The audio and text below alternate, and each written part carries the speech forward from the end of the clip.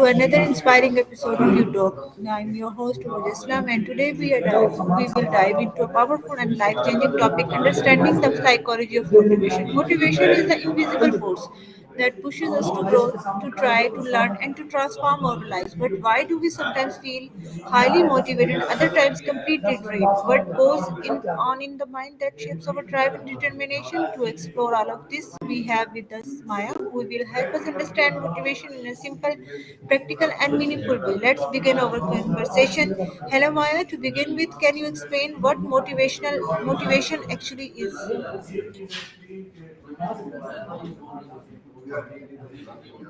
Hello, All Maya. right.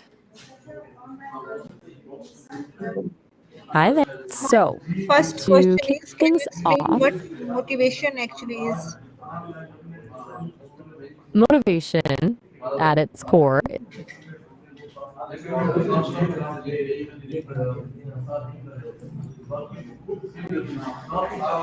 Hello, are you there, Maya? yep, still here. Sorry, it seemed to cut out for a sec. What were you saying?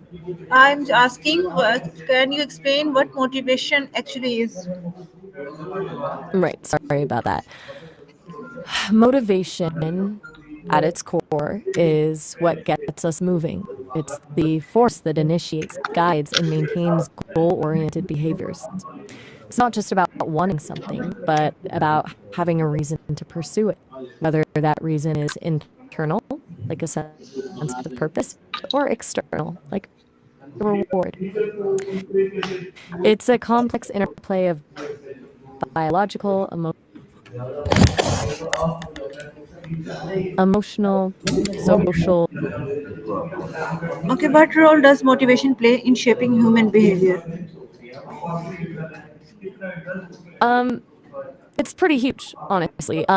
Motivation is the primary driver of nearly everything we do. It influences our choices, how much effort we put into tasks, and how long we persist when facing obstacles. It shapes our habits, our relationships, and ultimately the direction our lives take. Without Okay, is every person motivated in the same way, or does it vary from individual to individual? definitely varies a lot.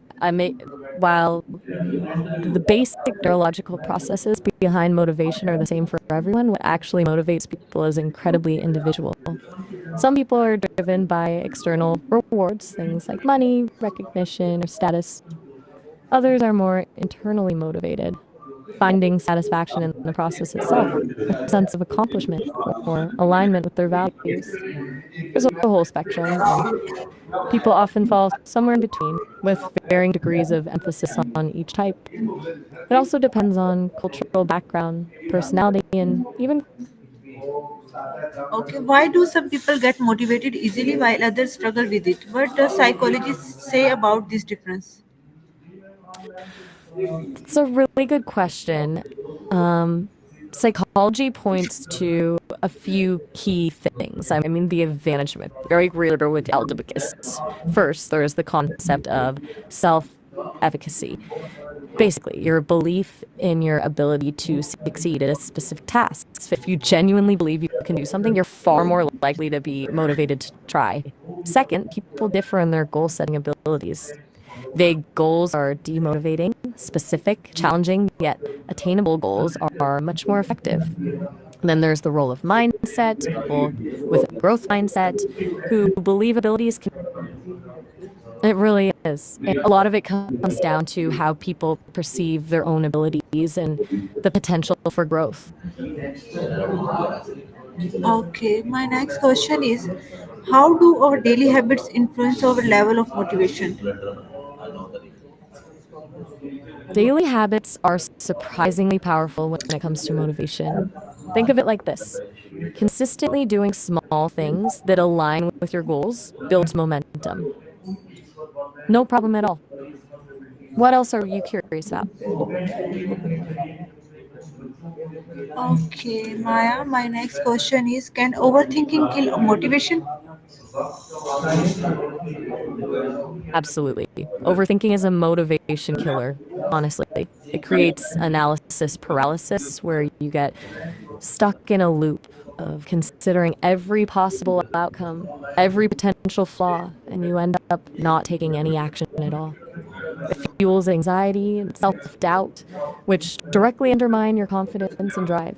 It shifts your focus from what you want to achieve to all the things that could go wrong. It's like trying to How, run a race while constantly tripping over okay. your own thoughts. How does the fear of failure block motivation? The fear of failure is a huge block. It's linked to a fixed mindset, the belief that you're. Uh oh. All right. Have a good one. Okay.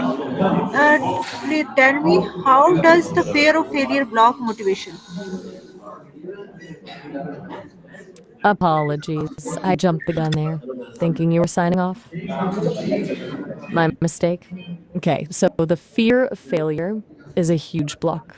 It's linked to a fixed mindset, the belief that your abilities are static and that failure reflects a lack of inherent talent. This leads to avoiding challenges altogether because any setback feels like proof of your inadequacy. It creates a self fulfilling prophecy. You avoid trying, therefore, you don't improve, reinforcing the belief that you'll fail. Even if you do attempt something, the fear can cause anxiety and stress that impair performance. Essentially, it shifts your focus from the potential reward to the potential punishment, killing your drive before you even start. Okay, can we train our brain to feel motivated even when we don't want to? That's a really interesting question. And the answer is yes, to a degree. You can't motivation out of thin air, but you can absolutely train your brain to make it easier to get started and sustain effort. It's about rewiring some of those neural pathways. One technique is implementation intention, specifically planning when and where you'll take action. That pre planning reduces the mental friction. Another is to focus on the process, not just the outcome. Find enjoyment in the steps themselves rather than solely fixating on the end goal. And finally, small wins are key. Celebrating those little achievements releases dopamine, reinforcing the positive association with taking action. It's all about building positive feedback loops. Okay, is motivation more emotional or logical in nature? That's a fascinating question, and it's rarely one or the other. It's actually a really complex interplay between the two. While we often try to justify our motivations with logical reasoning, I need to do this for my career. This will improve my health. The initial spark is almost always emotional. Think about things you're truly passionate about. They don't feel like logical decisions, they feel compelling. Those emotions, excitement, joy, sense of purpose, are what drive us. Then logic comes in. Okay, lastly, what message would you like to give to people who struggle with motivation every day? If you're struggling with motivation daily, please know you're not alone. It's incredibly common. Be kind to yourself. Stop comparing yourself to others. Motivation isn't a constant state, it ebbs and flows. Focus on small, manageable steps. Celebrate those tiny victories. And remember, progress, not perfection. It's okay to start small. It's okay to have bad days. And it's okay to ask for support. Your worth isn't tied to your productivity. You deserve to pursue things that bring you joy and fulfillment. And even just taking one tiny step towards that is a win. Okay. Maya, thank you so much for sharing such deep, clear, and powerful insights on the psychology of motivation. Today's discussion reminds us that motivation is not something we wait for, it's something we create, shape, and strength through our mindset and daily actions. To all our viewers, remember your life begins to change the moment you understand yourself. This is your host signing off from You Talk. Stay motivated, stay consistent, and keep moving forward. Allah Hafiz. You're very